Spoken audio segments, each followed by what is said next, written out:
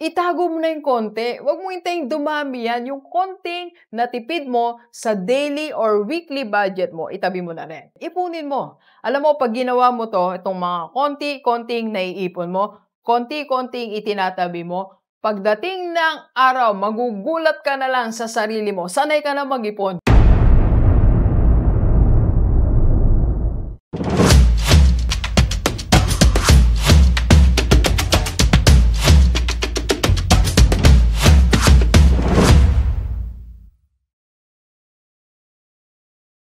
Right, Giniverse, usapang OFW tayo. Let's go, let's go.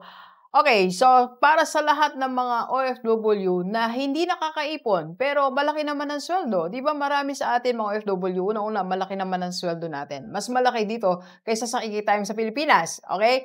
Pangalawa, meron tayong mga sideline, di ba? Yung iba merong ikalawang sideline, ikatlong sideline, ikaapat na sideline. Sa dami ng sideline natin, hindi pa rin tayo nakakaipon. And third, sobrang tagal na natin sa ibang bansa. Nakalimang taon ka na, ilang kontrata na ang lumipas, pero hindi pa rin tayo nakakaipon. Bakit nga ba?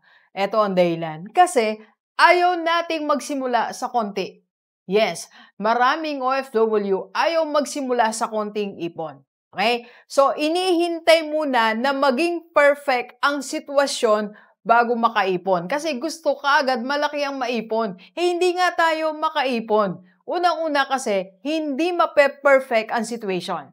So, unang-una, marami sa atin gusto, mag-iipon ako, Dok. Pagka-graduate ng mga anak ko, ilang taon bago pa sila makagraduate. At imaginein mo, pagka-graduate nila, may panibago kang gastos. Or yung iba naman, pag nakabayad na ng utang, pwede naman sabayan ang pagbabayad ng utang at konting ipon. Okay? And third, pagkatapos nito, Dok, magpaparenovate muna kami ng bahay. O yung iba naman, Dok, babayaran ko lang muna itong sasakyan. Dok, bibilin ko lang to. Dok, ganito, ganito. Hanggang sa paggising natin, isang umaga, may edad ka na, tapos na yung kontrata mo, pero wala kang ipon. Okay? Yun ang pinakamasakit na pwede mangyari sa buhay natin. Kaya para hindi mangyari yan, kailangan magsimula na tayo sa konti. Konting ipon is better than totally wala tayong naipon. Okay? So, paano natin gagawin? Start small. Magsimula ka sa mga sobrang pera mo. Tingnan mo yung wallet mo may sobrang pera, di ba? Diyan sa bag mo, may sobrang pera. Yan, ipunin mo na yan. Minsan kasi sumusobra tayo sa padala sa Pilipinas, pati yung mga barya, pati sobra-sobra, lahat ipinapadala natin. Yung nasobra na yan, itabi mo na. Dok, konti lang to, konti nga yan. Pero imagine mo, kung inasosobra mo, 2,000, 2,000 sa pera natin. Sa isang buwan. Sa loob ng isang taon, magkano po yan? 20, may 20,000 sa loob ng 5 taon. Di sana kahit 100,000 nakaipon ka sa loob ng 5 taon. Okay? Start small. Magsimula tayo sa konti. Paano ba ang mga konti? Pangalawang konti is yung mga daily budget natin or weekly budget natin. May nasobra ka, di ba? Kasi nagbaon ka ng lunch o medyo nakatipid ka. May sobra kang konti. Yung sobra mong konti na yan, itabi mo na rin. Itago mo na yung konti. Huwag mo hintaying dumami yan. Yung konting natipid mo sa daily or weekly budget mo, itabi mo na rin. Ipunin mo. Alam mo, pag ginawa mo to, itong mga konti-konting naiipon mo, konti-konting itinatabi mo, pagdating ng araw, magugulat ka na lang sa sarili mo. Sanay ka na mag-ipon. Alam nyo, dati, hindi rin ako sanay mag-ipon. Hindi rin ako sanay magtabi ng pera. Hindi ako sanay mag-set aside itong amount na to. Pero dahil ginagawa mo na o ginagawa ko na, paglipas ng panahon, nasanay na. Sanayin mo ang sarili mo na nag-iipon ka.